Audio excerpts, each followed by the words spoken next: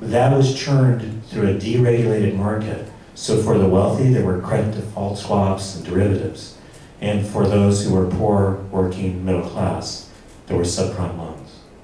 And we were so disconnected as a nation that when the first people to lose their homes were Black and Latino homeowners in Riverside and Stockton and San Bernardino and Las Vegas, people said, that can't happen to me. We were disconnected, deregulated, and unequal. What most of the debate has centered on is about regulation, right? How should we regulate the financial market, not regulate the financial market?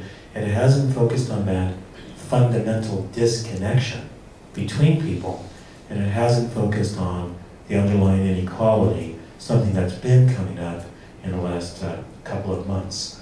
And why this is important, and this is part of a project that we've been doing with PolicyLink called America's Tomorrow, Equity is the Spirit Growth Model, is because a lot of the thinking that we've had in the past about the relationship between economic equality and economic growth has changed.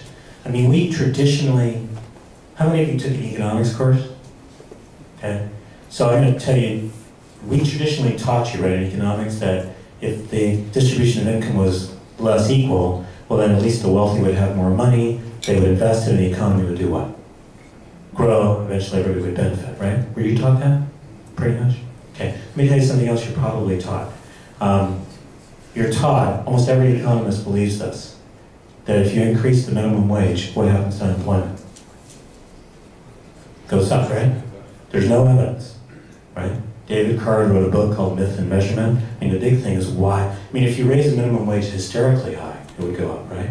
But when you raise the minimum wage by moderate amounts, it doesn't, because people spend the money, right? And because it reduces turnover for the employees who make the minimum wage, they feel more loyalty because their wages went up, right?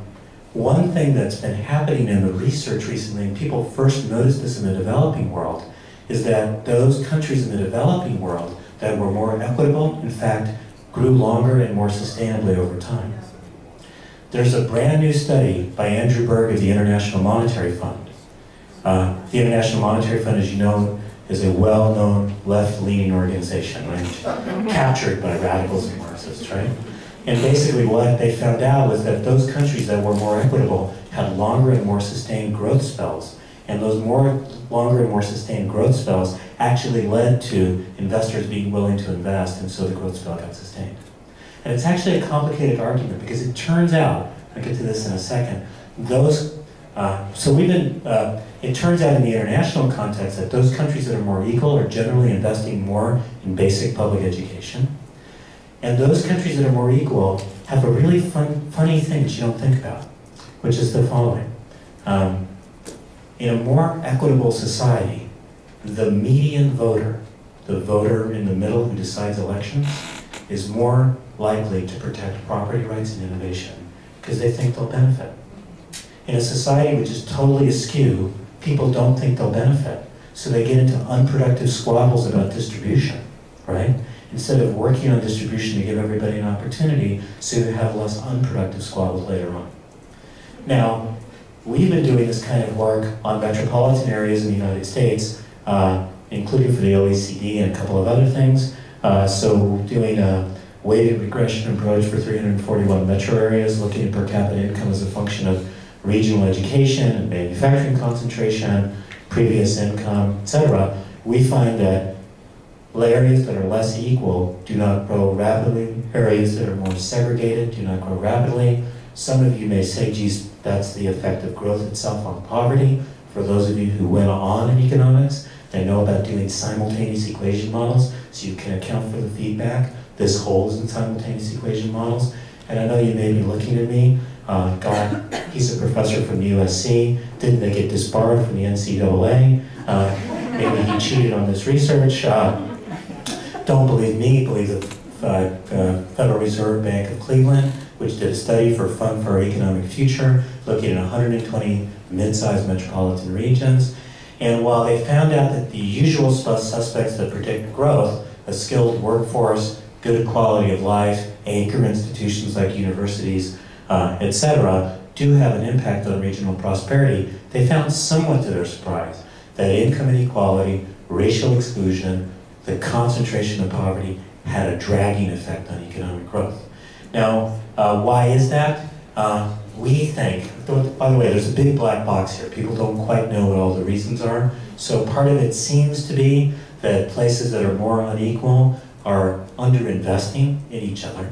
Places that are more unequal are unable to get the consensus about how to spur growth or how to share the burdens when the economy slows down.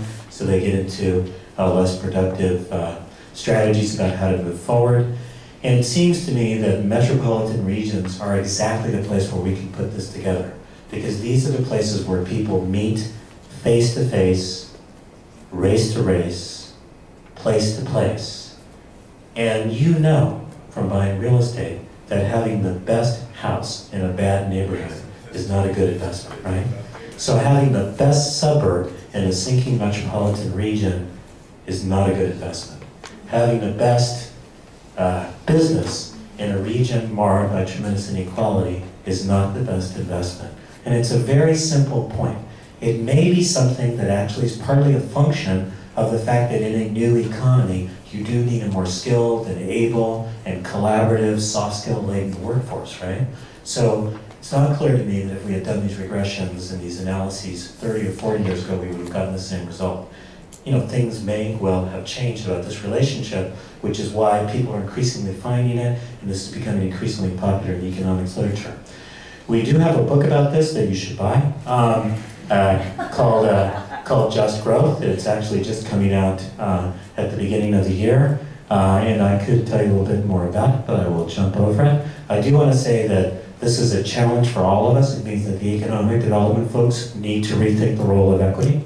You should know that when I'm speaking to people who are primarily interested in equity, I'm telling them that they need to rethink what they mean by economic growth. It's not really a matter of suggesting things that are purely redistributive, but trying to find those investments that are both redistributive in terms of opportunity and generative of economic growth. And we need to find the concrete workforce and community development policies that can make all this real, something I would have talked about.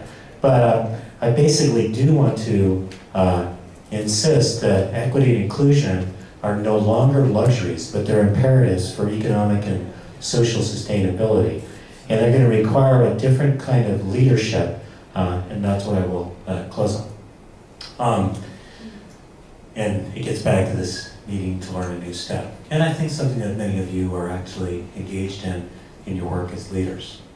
When I think about how we need to lead through these challenging times, and when I think about how we need to wed the imperatives of equity and growth, I'm reminded of the words of a guy. We used to run a program at UC Santa Cruz where I taught to bring together activists from Latin America with activists from Latino communities in the United States to think about transnational organizing.